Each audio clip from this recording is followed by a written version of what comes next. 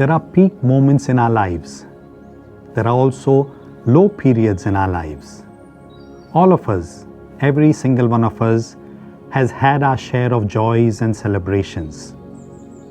All of us, every single one of us, has also had our share of troubles and anxieties. At some time or the other in our lives, we all go through moments of pain and unfortunate experiences. Health, jobs, finances, relationships, and life itself goes through troubled times. For whatever reason, some people have a lot of anger inside them because of the troubled times they go through. Life is such a misery for them. They are to be pitied, for they are robbed of so much. For those who enjoy very little peace of mind, Jesus calms all fears with the words of hope. Do not let your hearts be troubled. Peace I leave you, my peace I give you.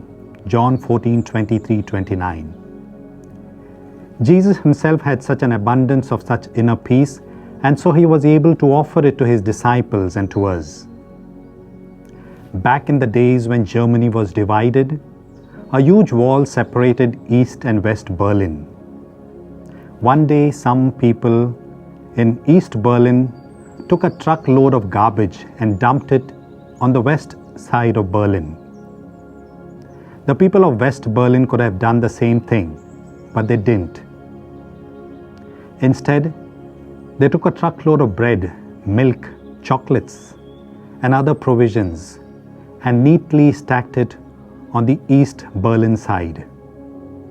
On top of this stack, they placed the sign, "Each one gives what one has." We can only give what we have. What do we have inside us? Is it hate or love? Violence or peace? Capacity to build or capacity to destroy? What do we have inside us? Death or life? Each one gives what one has.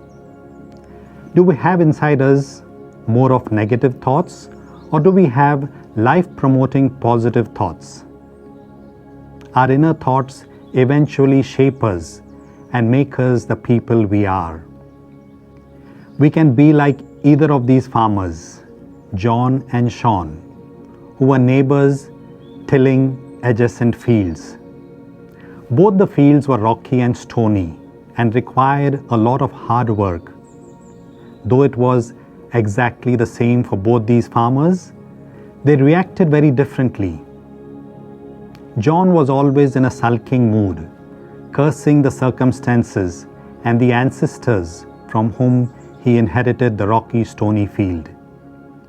He let out his anger and frustration by whipping the poor bulls who plowed the field.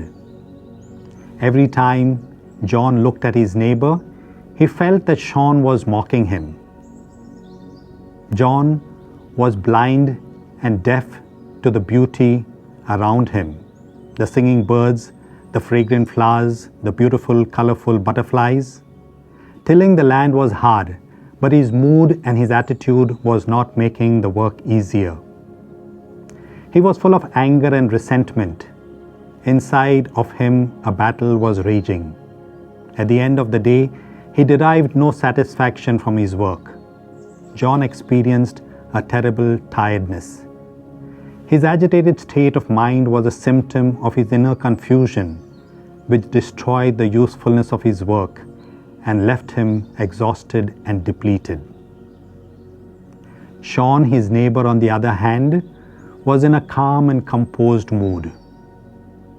In spite of the aches and pains while plowing the hard, rocky field, he worked quietly and tirelessly. Now and then, he would rest his bulls and give them water and feed to keep them going in the hot sun. While resting between work, Sean sang along with the birds and absorbed the fragrance of the flowers. Every once in a while, he looked across the field at his neighbor John. He bore him no ill will. He patted his bulls for the work well done. as he headed home after a hard day's work. He was weary in body, but he felt at peace with himself and with the world. Sean enjoyed every moment spent with his family and retired to bed every night a happy and contented man. The difference between John and Sean was not in outer circumstances, but in their inner attitudes, which shaped the quality and quantity of happiness and peace in their lives. We all have our portion of troubles and anxieties, which rob us of that priceless blessing, that invaluable gift, inner peace. The peace that Jesus offers us is not the peace of escape from reality. It is the peace so deep that no sorrow or danger can take it away from us. The peace Jesus brings to us is independent of outer circumstances. The foundation of this peace lay in Jesus' loving relationship with God the Father, and this held him firm and secure even during the harshest storms. We all encounter storms. We all go through struggles. We all are wounded and hurt. Jesus Christ is the healer, the one who comes to bring life and to liberate us. He helps us to calm our fears and to heal our anguish and our pain. Like the farmer Sean in the story, the peace of Jesus guides us to retire to bed every night as happy and contented people. Do not let your hearts be troubled.